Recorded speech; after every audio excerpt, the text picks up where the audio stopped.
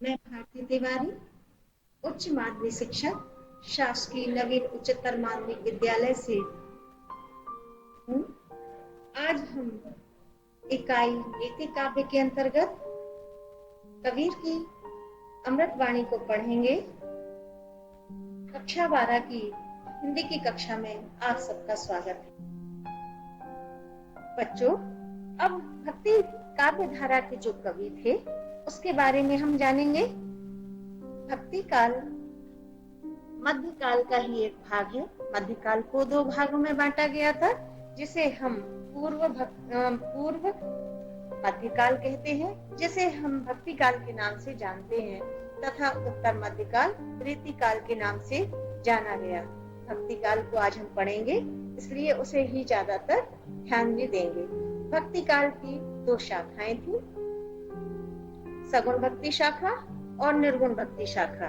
सगुण भक्ति शाखा के अंतर्गत दो उप शाखाएं भी थी, जिसे हम राम भक्ति शाखा और कृष्ण भक्ति शाखा के नाम से जानते हैं। राम भक्ति शाखा के प्रमुख कवि तुलसीदास है, जिन्होंने रामचरितमानस नामक महाकाव्य की रचना की है।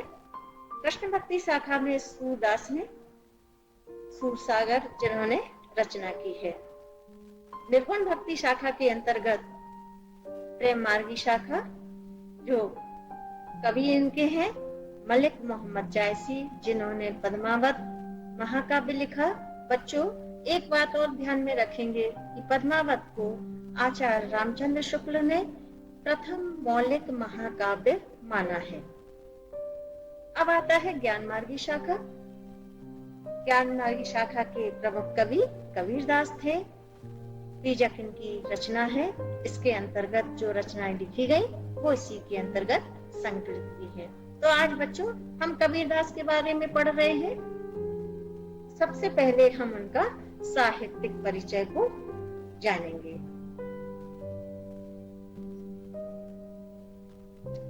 कबीरदास जी का जन्म 1398 में बनारस के लहरतारा नामक ग्राम में उत्तर प्रदेश में हुआ था। इनके गुरु का नाम रामानंद था। रामानंद जी से ही उन्हें राम नाम का गुरु मंत्र मिला। वही राम नाम का मंत्र वो निर्गुण ईश्वर या परम शक्ति के रूप में वो मानते रहे। इनकी मृत्यु सन 1518 ईस्वी में मगहर नामक स्थान पर हुई। बच्चों, कबीर नाम का जो आशय है, जो अर्थ है, उसका अर्थ होता है श्रेष्ठ, महान या भव्य होना। जैसा उनका नाम था वैसे ही वे बिरले व्यक्ति थे। रचनाएं। कबीर की रचनाओं के अंतर्गत नंबर 1 साखी। साखियां दोहा छंद में मिलती हैं। इन साखियों में भक्ति, उपदेश, कल्याण आदि विषय वस्तु रही है। दूसरा था सवद। यह सवद जो है पद के रूप में रचनाएं की गई हैं। ये गेय मुक्तक है। गंभीर और रहस्यवादी विचार इन्होंने दिए हैं। गेय मुक्तक का मतलब होता है हम जिसे गा सकते हैं। बच्चों, आपने एक भजन सुना होगा, उसकी दो पंक्ति में सुना देती हूँ। चदरिया झीनी रे झीनी, हे राम नाम रस भीनी, चदरिया झीनी रे झीनी। तो इस तरह से बच्चों इनके सभी पद के मुक्तक के अंतर्गत आते हैं। तीसरा है रमेनी। रमेनी चौपाई छंद में लिखी हुई है। इसमें दार्शनिकता और रहस्यवादिता की भावना दिखाई देती है। इस तरह से बच्चों साखी, सवद, रमेनी बीजक नामक पुस्तक में संकलित की गई। अब आता है इनका भाव पक्ष। भाव पक्ष में बच्चों हमने आपको पहले भी बताया है कि किसी भी कवि की वर्ण विषय वस्तु को हम भाव पक्ष को मानते हैं। भाव पक्ष की विशेषताएं होती हैं, जैसे कबीर की निर्गुण ब्रह्म की उपासना, आडंबरों का विरोध उन्होंने किया है, समाज सुधारक के रूप में कार्य किया है, ये रहस्यवादी भावना रही है। तो ये इनके जो वर्ण विषय थे, जो जिस पे उन्होंने काव्य की रचना की गई है वही उनका भाव पक्ष कहा जाता है। तो पहली विशेषता है निर्गुण ब्रह्म की उपासना।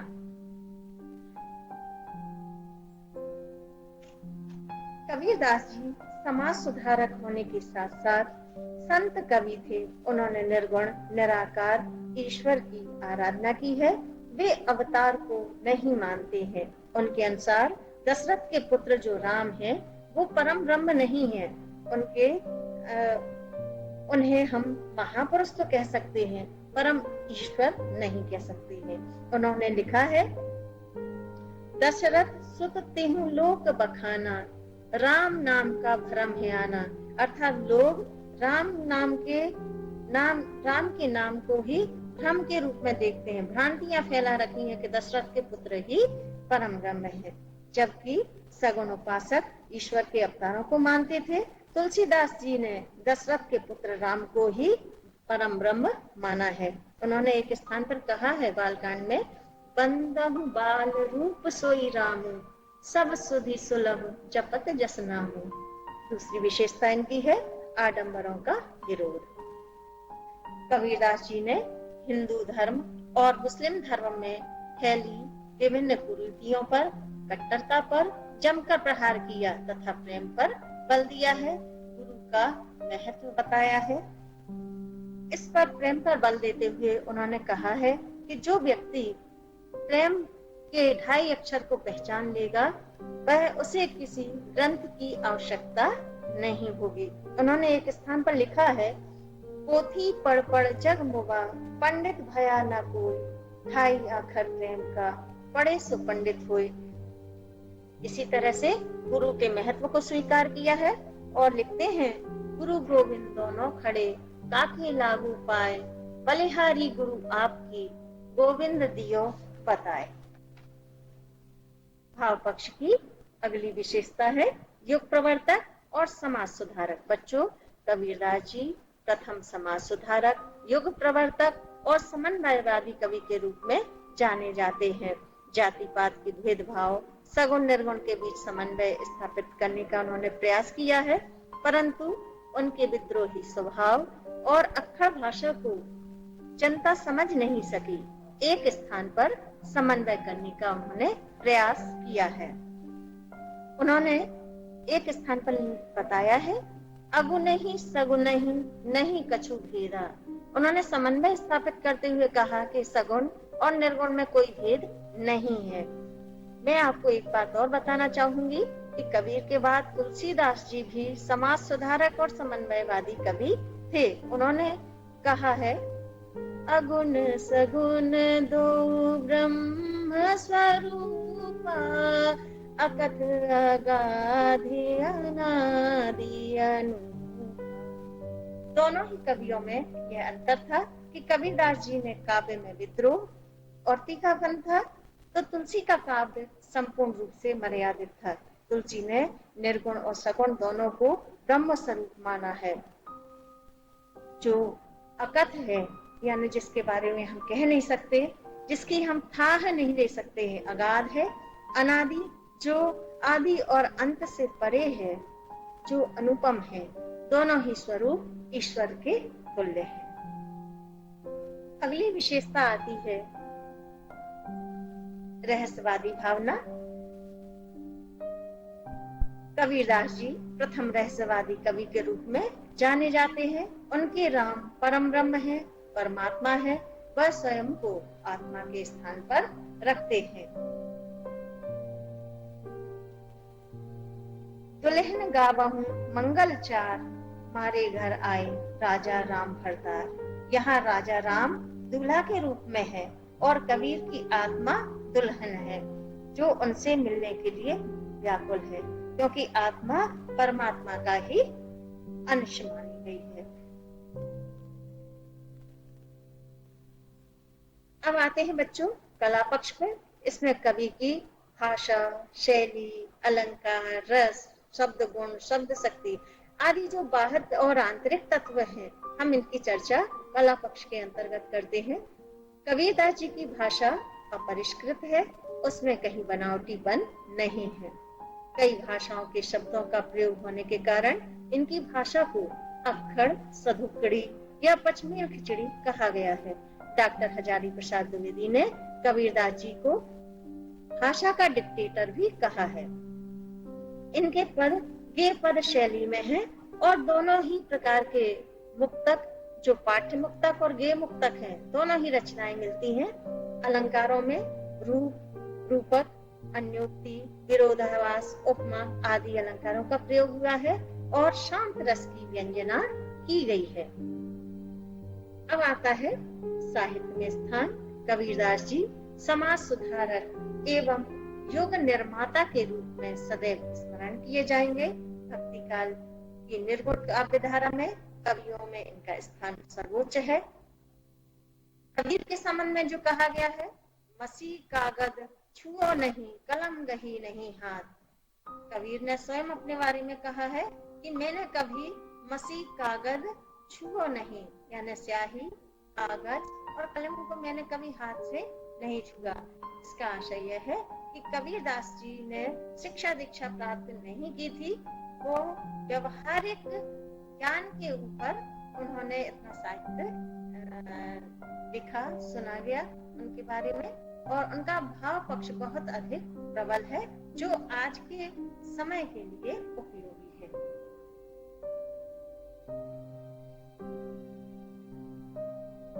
अब बच्चों, हम साहित्यिक परिचय के उपरांत पद की ओर आगे बढ़ेंगे। सबसे पहले जो साखियां दी गई हैं, जो हमारे अमृतवाणी के अंदर दोहे दिए गए हैं, उनमें का हम केंद्रीय भाव समझेंगे। समाज और नीति के सामंजस्य का आधार नीति है। यह शिक्षा का एक रूप है और किसी न किसी रूप में काव्य में नीति तत्व होता है। नीति का संबंध जीवन के अनुभवों से होता है। कबीर बहुत अनुभवी थे, इसलिए उनका भाव पक्ष प्रभावशाली है। इसमें संगति, उपदेश, वाणी, विचार, विपर्य के लिए मुक्तकों का प्रयोग हुआ है। जीवन के अनुभवों से प्राप्त ज्ञान को कबीर ने नीति परक दोहों में व्यक्त किया है। सत्संगति की महिमा को स्पष्ट करते हुए शिक्षा विचार के महत्व को प्रतिपादित किया है। कुसंग से बचने का संकेत दिया है। वाणी के संयम को आवश्यक बताया है। पलटना है अनुभव संबंधी विचारों की प्रकट किया।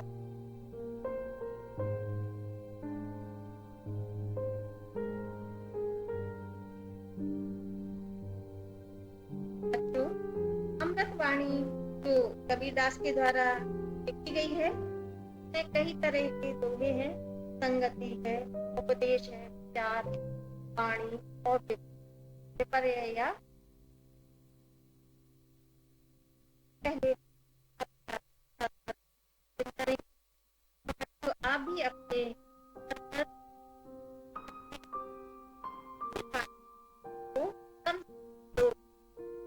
उच्चारण सहित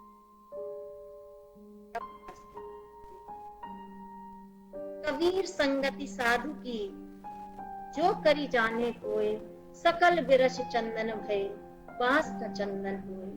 कबीर कुसंग न कीजिए, पाथर जल न तिराए, कदली सीप भुजंग मुख एक बूंद तिर भाए। उपदेश के अंतर्गत देह धरे का गुण यही, देह देह कछु देह, बहुरी न देही पाइए, अब की से देह सुदेह। जो जल बाड़े नाव में, घर में बाड़े दाम, दो हाथ उलीचिए, यही सयानो काम। विचार के अंतर्गत जो दोहे दिए गए हैं, माटी कहे कुम्हार से, क्या तू रूंदे मोहे, एक दिन ऐसा आएगा मैं रूंगी तू ही। यह तन कांचा कुंभ है, लिए फिरे थे साथ, टपका लागा फूट गया, कछु न आया हाथ। आगे बढ़ते हुए अब जो दोहे दिए गए हैं वो वाणी के ऊपर दिए गए हैं। शब्द संहारे बोलिए, शब्द के हाथ न पाओ, एक शब्द औषधि करे, एक शब्द करे घाव। जिभ्या जिन बस में करी, तिन बस कियो जहान, नहीं तो गुण उपजे कही संत समाज। विपर्य या उलटवासिया में नदियां जल कोयला भई, समंदर लागी आग, मच्छी बिरछा चढ़ गई, उठ कबीरा जाग, तिल समान तो गाय है, बछड़ा नौनो हाथ, मटकी भरी भरी दूध लिया, पूंछ 18 हाथ। बच्चों, उलटवासी में उल्टी बात कही जाती है। कबीरदास का स्वभाव, उनका व्यवहार विद्रोही था। वो सीधी बात ना कहकर उल्टी बात कहकर भी समाज को एक दिशा देने का प्रयास करते थे।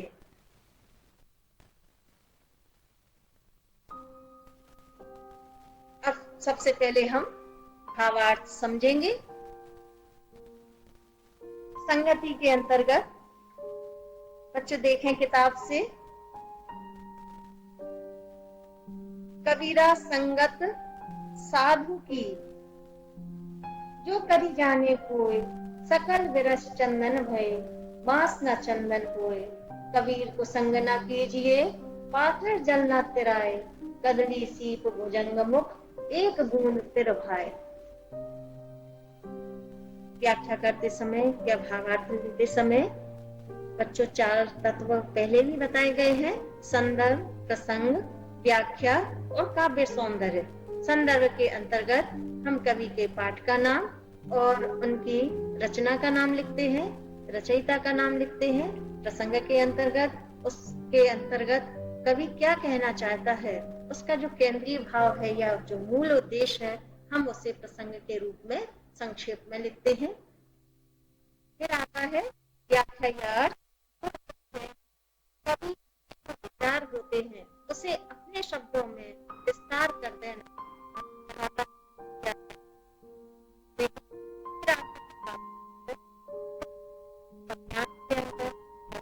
के अंदर इस तरह के काव्य तत्व पाए गए, इस तरह की शैली है, इस तरह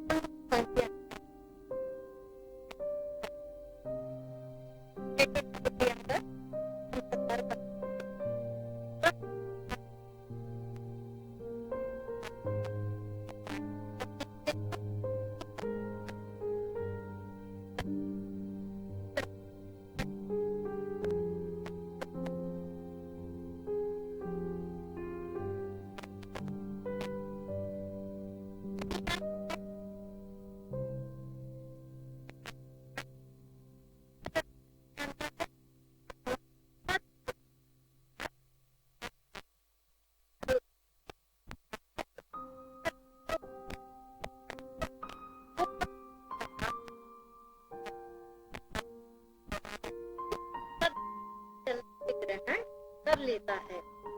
जिस प्रकार चंदन के वृक्ष के आसपास के छोटे छोटे कोमल पौधे सुगंधित हो जाते हैं और बांस का वृक्ष सख्त होता है तो वह सुगंधित नहीं होता है।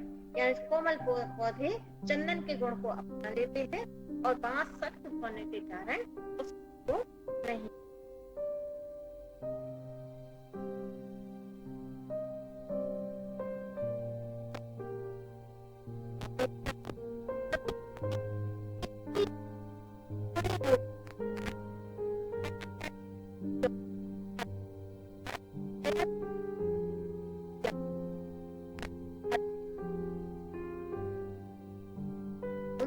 केला, सीप और सांप के मुंह में अलग अलग प्रभाव छोड़ती है। संगति के ही कारण यह बूंद केला और सांप के मुंह में जहर बन जाती है। अर्थात जिसकी संगति जैसी होती है वैसा ही प्रभाव उस पर पड़ता है। अब आता है काव्य सौंदर्य। संगति की महिमा को बताया गया है। दोनों ही दोहे में संगति की महिमा को महत्व दिया गया है। दोहा छंद का प्रयोग किया गया है। अनुप्रास और दृष्टांत अलंकारों का उपयोग हुआ है। तुलसी ने भी एक स्थान पर कहा है, बिनु सत्संग विवेक न होई। बिना सत्संग के हमें ज्ञान प्राप्त नहीं होता है। बच्चों, व्याख्या के क्षेत्र में आगे बढ़ते हुए दूसरा दिया है,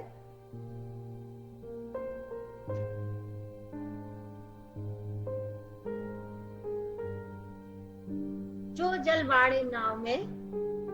इस दोहे को आप देखेंगे, यही सयानो काम। इस दोहे को आप ध्यान से देखेंगे।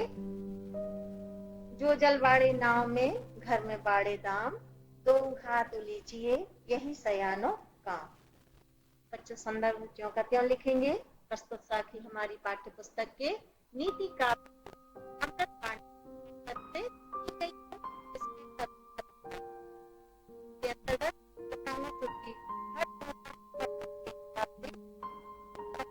तो यहाँ लिखेंगे, यहाँ व्यवहारिक के आधार पर बताया गया है संपत्ति का उदाहरण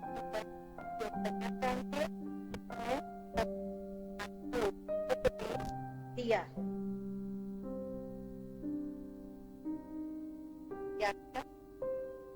यदि नाव में पानी भर रहा हो तो घर में धन संपत्ति बढ़ रही हो, तो बुद्धिमान लोगों का कर्तव्य है कि वह दोनों हाथों से उलीचे, अर्थात नाव से पानी को बाहर निकालना चाहिए ताकि हम डूबे नहीं, और धन दौलत को उदार भाव से गरीबों को दान करना चाहिए, क्योंकि धन दौलत से भी हमारा इकट्ठा कर लेने से हमारा विनाश प्रारंभ हो जाता है। तो दोनों हाथों से नाव में भरे हुए पानी को और घर में भरी हुई दौलत को बाहर निकालना चाहिए। काव्य सौंदर्य में व्यवहारिक सत्य को उजागर किया गया है, सरल भाषा का प्रयोग किया गया है, विषय में गंभीरता है, अनुप्रास अलंकार है।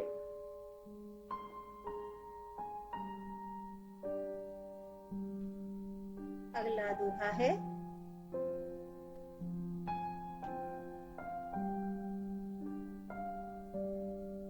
माटी कहे कुमार से तू क्या रोंदे मोह, एक दिन ऐसा आएगा मैं रोंदूंगी रोही। संदर्भ, प्रस्तुत साखी हमारी पाठ्य पुस्तक के नीति काव्य पाठ के अमृतवाणी पुस्तक से ली गई है। इसके कवि कबीर दास जी हैं। बच्चों, आपने देखा होगा संदर्भ हम ज्यों का त्यों लिख रहे हैं। संदर्भ एक पाठ में एक ही तरह का होता है और प्रसंग में अंतर आ जाता है।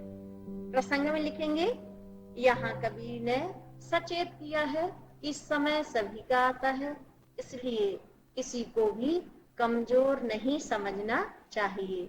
इसमें संसार की नश्वरता को भी दर्शाया गया है।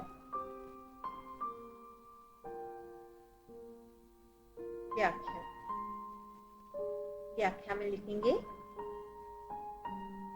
मिट्टी कुम्हार को सावधान करते हुए कहती है कि आज तुम मुझे कमजोर या निर्बल समझकर कुचल रहे हो, लेकिन एक दिन अवश्य आएगा जब मैं तुझे कुचल दूंगी, अर्थात एक दिन तुझे इस मिट्टी में ही मिलना होगा।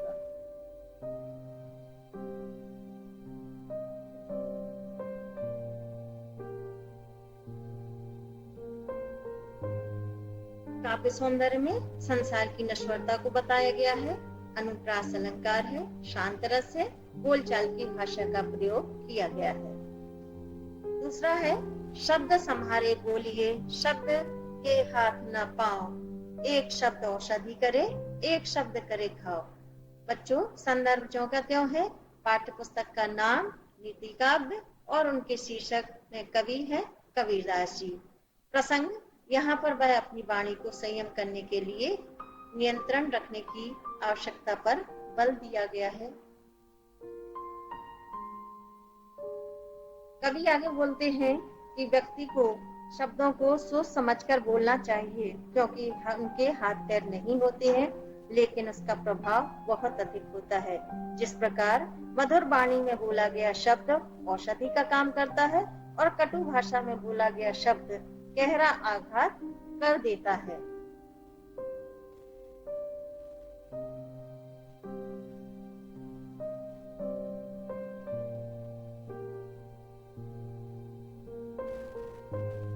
अब है उलटवासी की जो दोहे हैं। नदियां जल कोयला भई, समुंदर लागी आग, मच्छी बिरछा जल गई, उठ कबीरा जाग।